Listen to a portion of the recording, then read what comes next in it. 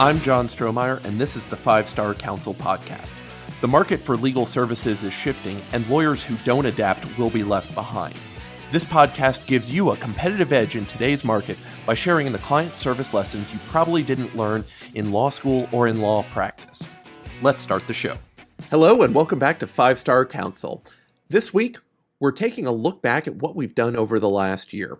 When I started this podcast, I was using it as a way to get some ideas out and thinking about what service means and what it looks like for lawyers.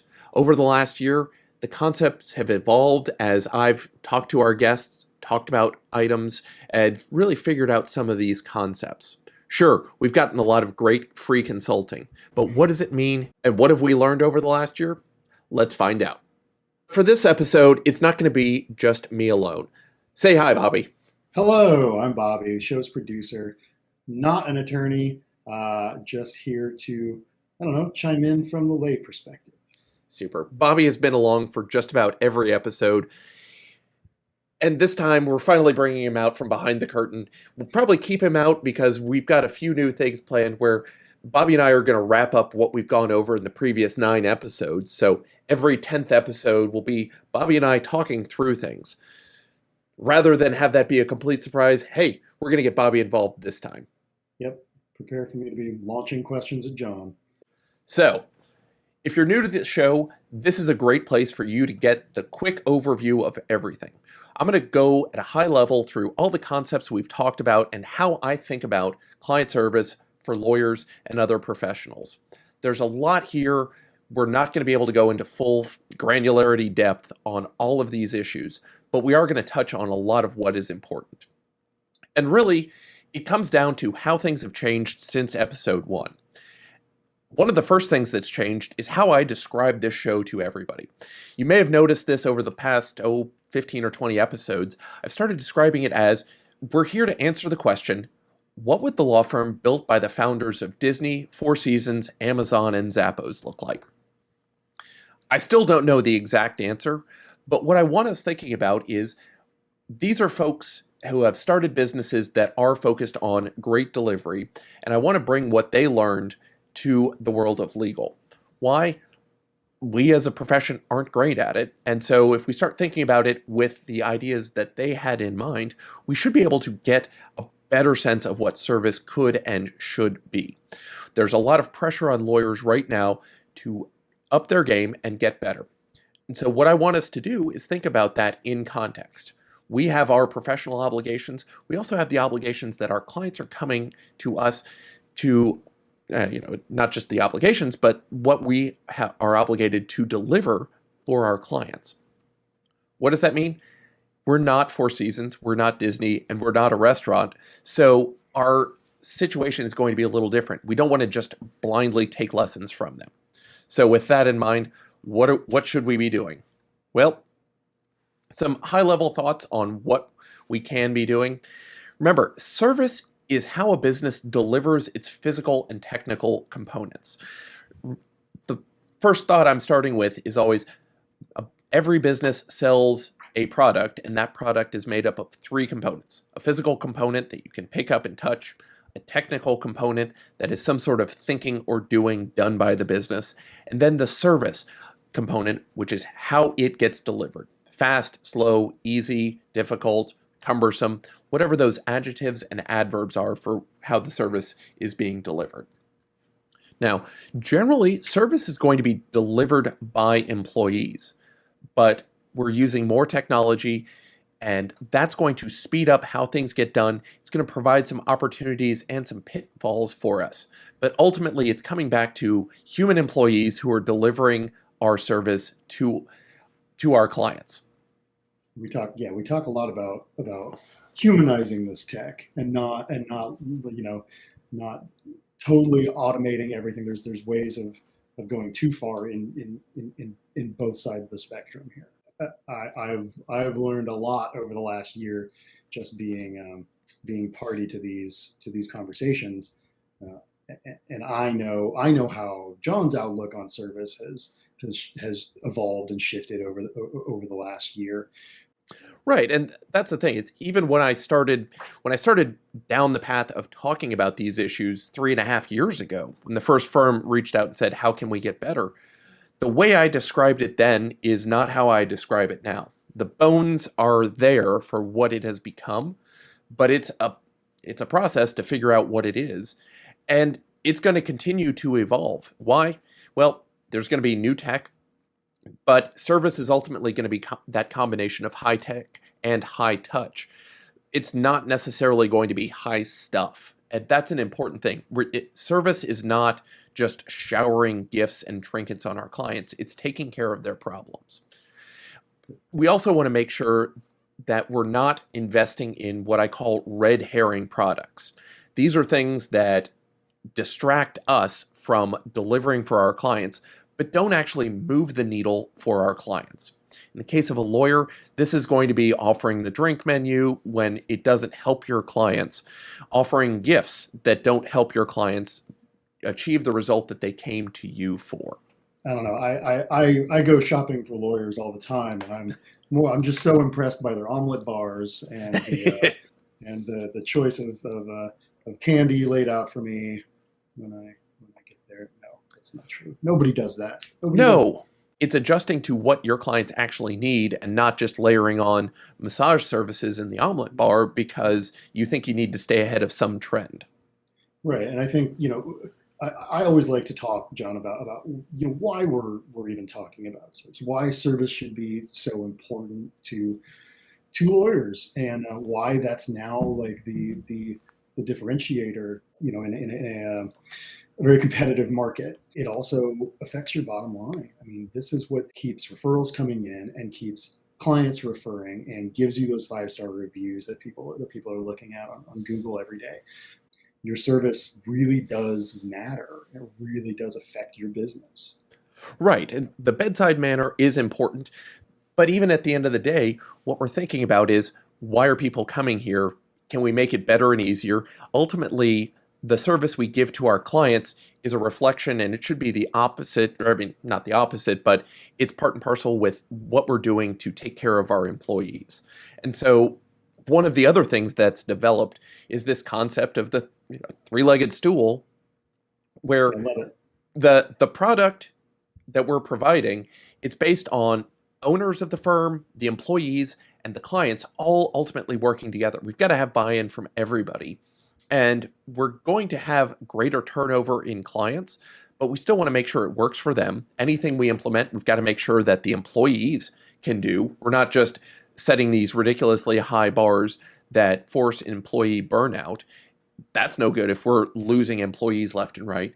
And finally, it's got to make sense for the owners. So it's not just saying we're only going to focus on one of these three. We've got to think about everything when we're thinking about service. We've got to think about all three legs of this stool to make sure it works and to make sure it's sustainable. Yeah, it's holistic approach. I mean, you can't focus it. It can't all be client experience. Client experience can't be the only thing you're talking about. Right. Client experience is important. And Sure. there are folks who are going to focus exclusively on client experience. I think that is fine. I have no problem with that.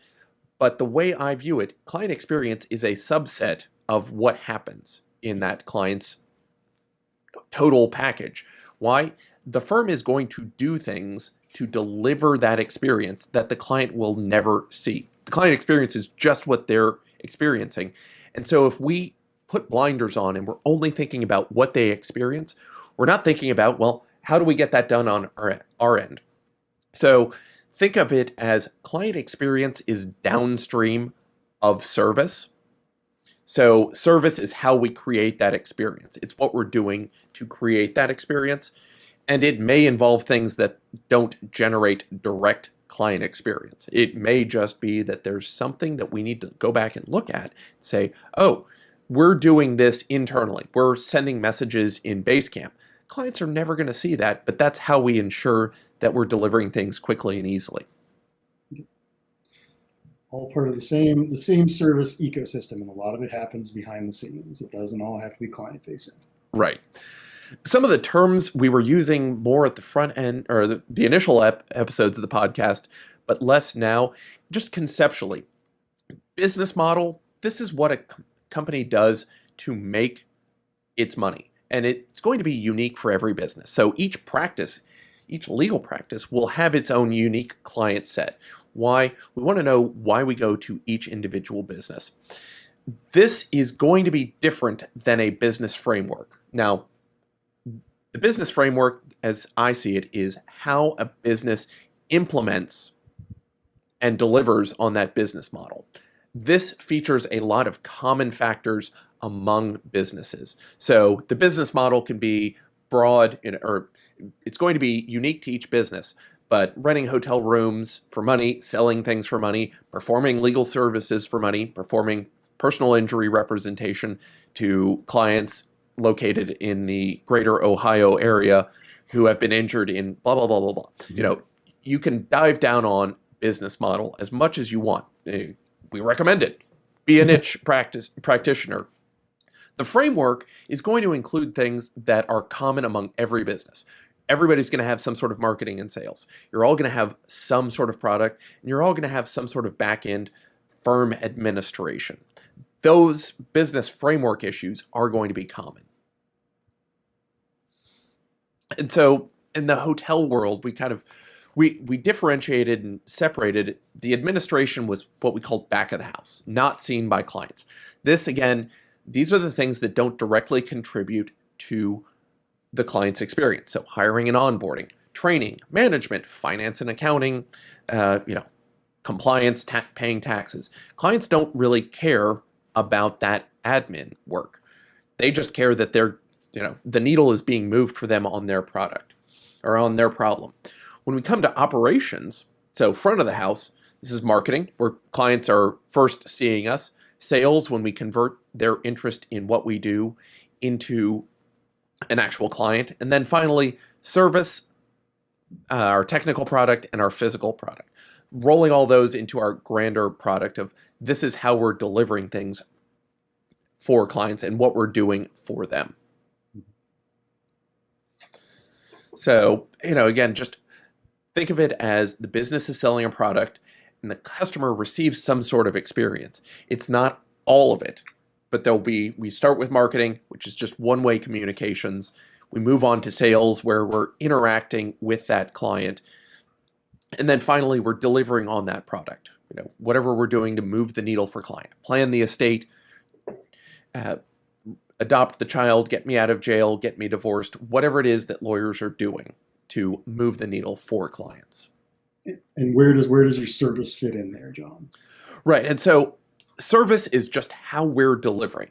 Again, going back to these three components, the physical that you can pick up and touch, the technical component that is generally what we think about as our doing work, the brain work of we're going to know how to do something, we're going to be able to do it for you, and then finally we're going to be able to look further out and strategize based on where you are now and where you want to go. How can we make things happen for you?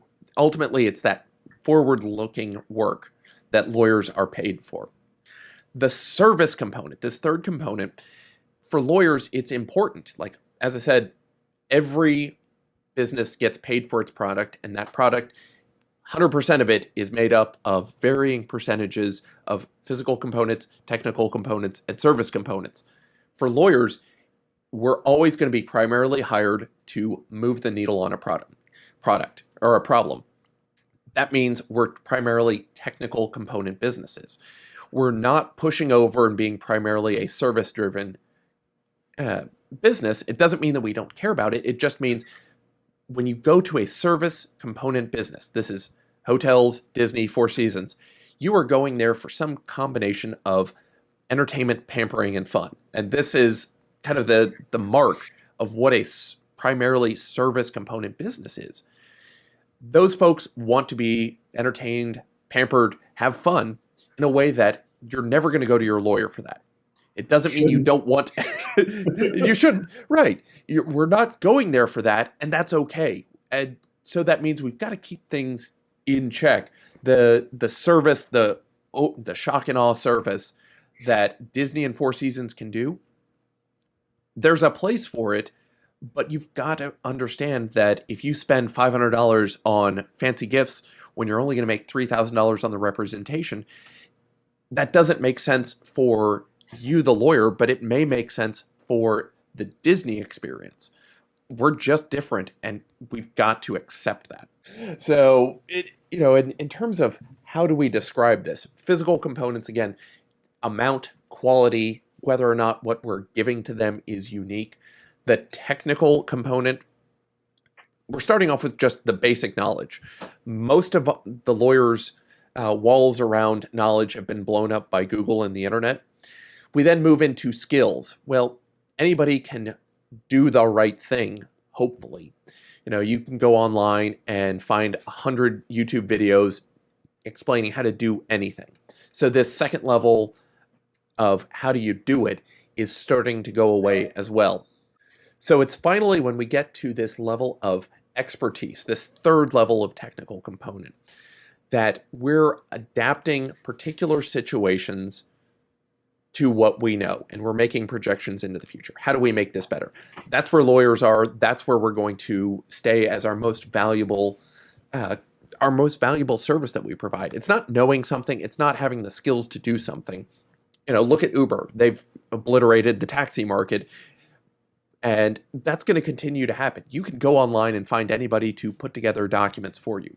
But whether those documents are adapted to your special circumstances, that's where you want somebody who's been there and done it before. The experience and the expertise to know what's appropriate for you. Finally, turning to the service component, 3 things to think about. Who are your people? How are they delivering it? What are those adjectives there? And then finally, the third thing to think about is how consistent are you? Are you doing the same thing on Monday and Wednesday that you're doing on Thursday and Friday? We want to make sure that you're consistently delivering, because that's really the hallmark. It's not hitting a one-off and getting it right once. It's every day, in and out, getting a consistent delivery for your clients. That's why we talk so much about systems on this show, and about the various ways that new systems that people are developing and ones that attorneys should consider implementing into their practices, because that's how you get that consistency, is you have these systems in place. Right. Now, if we take a step back, marketing and sales are important as well. And initially we didn't have any guests on who were focused on marketing and sales because I really wasn't sure how to fit them in the context of what we're doing. But with the focus on, well, what would the law firm look like if it had been built by the founders of Disney, Four Seasons, Amazon, and Zappos? Those are companies that all have marketing and sales departments, and they're doing things in a consistent way. And here's what it comes down to. Marketing first. This is how your business makes it easy for clients to recognize you're the expert who can solve their problem. You want them to discover you, figure out that they have a problem, they are potentially somebody who can be helped by you, and that you are the expert who can help them. So we want those marketing efforts to be as tailored as possible to make it easy for folks. So when we have marketing experts come in, we want to make sure that, the lessons you should be getting is, how are we making it easy for the right people to find us? We want to think about it, whether it's just ad copy on a website or SEO tactics. How can we make it easy for the right people to get in? You want the right people to find you. You don't want to waste your time with people who have no business contacting you. And it is service to those people who do find you and you're the right fit. It's not just, lawyers are often averse to marketing and sales. They don't want to have anything to do with it. They think it's icky or it's beneath them or whatever. But I think there's value, and and it doesn't have to be, a 4-letter word. Right. We want to make it easy for the right people to get in and work with us. And when the wrong people show up at our doors, we also want to make sure that we're taking care of them and making it easy for them to get the right help. I get lots of calls. We get lots of calls every week of people who don't fit for the work we're doing. Primarily, it's people who think that we can go sue somebody for something. we're not just saying no thank you and sending them on their way. We're trying to find them a good fit. Ultimately, we're investing in making sure people get taken care of, even if it's not by us. And how many 5-star reviews do we have for just doing that, John? Enough, like Yeah. we'll keep asking for those because it is something that is helpful. Yep. We're making it, we want to still take care of these people, even if they're not going to pay us. But if they do, then we're starting to think about the sales process and thinking about how can we convert people? How can we make sure it's easy for them to know we want them to be clients and these are the terms that will work on you. So thinking about things like specifically the price, the terms under which will work, and then what other options are available. Not everybody is going to need full bore customized services. So how can you think about offering multiple tiers of service within what you're doing? And a few other concepts that have come along. Well, I I mean, love this one. yeah, the value over replacement attorney. Baseball playoffs are going on as we record this, and I've been a longtime baseball fan. I've read more than I should have on baseball statistics. One of the things that comes up is the value over a replacement player, and this is something that is going to be crucial to attorneys as they think about their own marketing. What is your value over the replacement attorney? Are you providing a specialized service that people can't get elsewhere? How can you stand out? Because the more you can stand out, the more that you provide a higher level of service, the easier it is for you to stand out and say, these are the people who should be working with me. Now, if your value over replacement is low, essentially any other attorney could come in and not think too hard and not provide a better or different experience, you're putting yourself in a harder position going forward. These are attorneys, if you're indistinguishable from other attorneys in the service they provide, you're going to have a more difficult situation going forward because anybody could step in. And that anybody could be, LegalZoom, a Google form, something else that can just step in and replicate what you do. So I'm pushing for not only niching down, but also niching down in a way that you're providing additional value over just any other attorney. Long term, as you move through various stages of business, and we had a couple great early episodes with Adam Anderson and then me kind of coming back and encapsulating what I talked to Adam about on stages of business, that price premium really benefits you more the further down the line you get. Once you get to higher stages in business, you're better off. You're not fighting for tiny scraps. You're looking for bigger dollar clients. As we start kind of closing in on what are we thinking about, the last concept that really came about over the last year is the concept of red herring products. And I'd mentioned this earlier, but really these are things that a business doesn't sell to its customers, but the business may be spending money and time on and providing to customers. So for technical component businesses like lawyers and doctors, these red herring products are going to be anything that doesn't move the needle for the client. The client has come to you with a problem. They want you to move the needle on that problem. Well, if you're giving them something that doesn't move the needle on that problem, that's a red herring product. So for me as an estate planner, if I gave my clients a set of AirPods, like, congratulations, I'm going to give you a set of AirPods for signing up with me, that doesn't move the needle on getting their estate plan. You could come up with, well, we're going to make sure that they can hear us during meetings, blah, blah, blah. Yes, you could wind that tail and come up with a reason on how they actually, it will help the clients if they have better audio fidelity. The reality is it won't. And so I want you to be looking for, well, what's the distraction? What's not actually helping the client? And it doesn't mean you don't occasionally do nice things for clients. I mean, one of our clients just had a child who just reached 18, and so we're doing something that helps the client. Sure, we sent the daughter happy birthday cookies, but we're helping the clients by putting in place documents for their now 18-year-old. Conceptually, that child is still a child. Legally, that child is an adult who has no documents in place. And so if something happens, the parents can't call up the school and make medical decisions. Why? She's 18. So we're helping avoid a different mess for them. That's part of what we're doing. And that's not a red herring when we give them, include those documents for the client.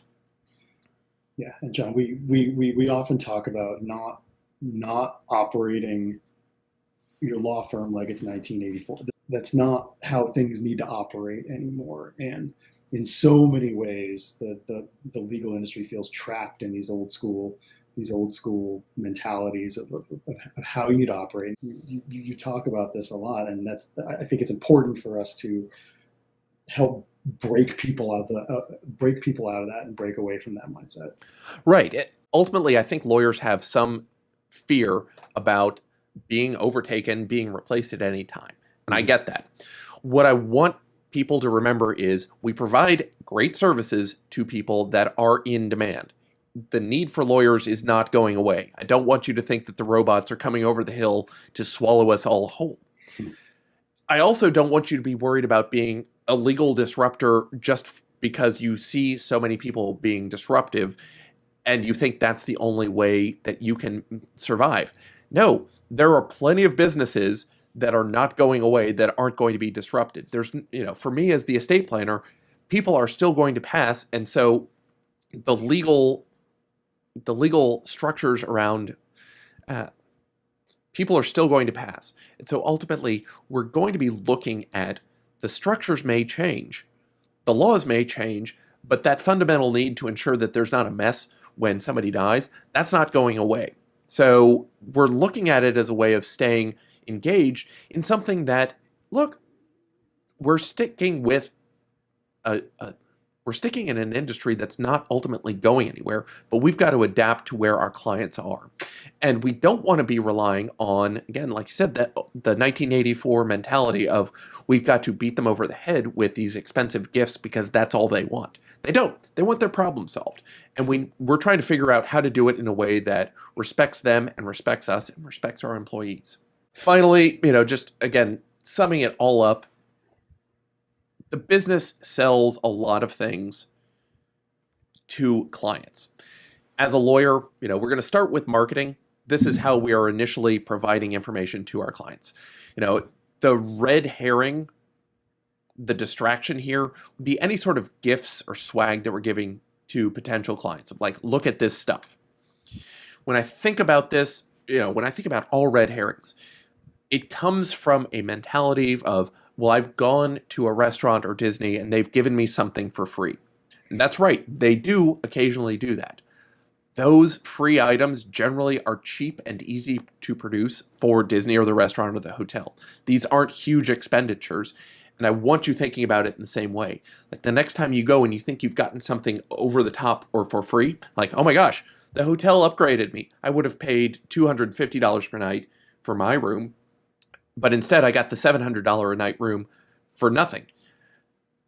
The hotel had that room anyway.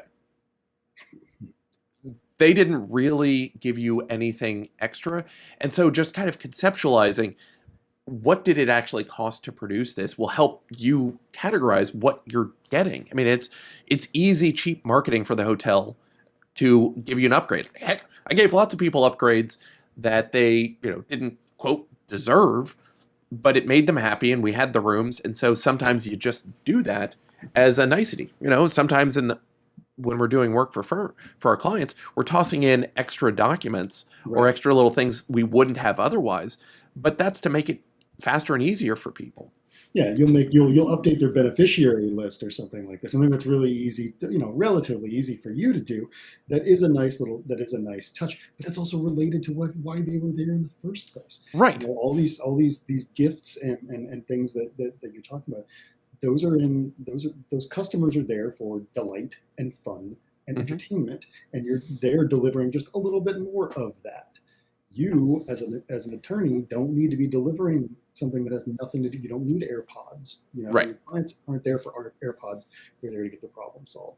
And right. If you do a little bit extra in solving their problem, great. Right. Looking then, sales, we're trying to make it as easy as possible to get people on board. Where you can go astray, offering discounts, incentives, thinking back to when banks used to offer the free toaster oven if you opened an account. Putting it in our framework, people are going to banks to move the needle on, I need to store all this money somewhere safe and maybe get a little bit of interest back.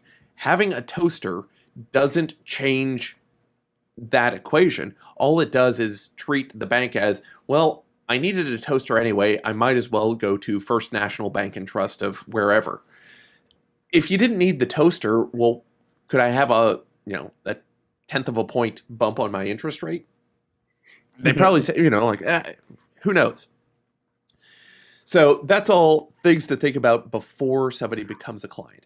After the client, remember, your law firm business is selling a product. That product is legal services meant to move the needle on a particular problem. And that product ultimately is made up of 3 different components. The physical component, so your offices, your paper, what it looks like to interact with your firm.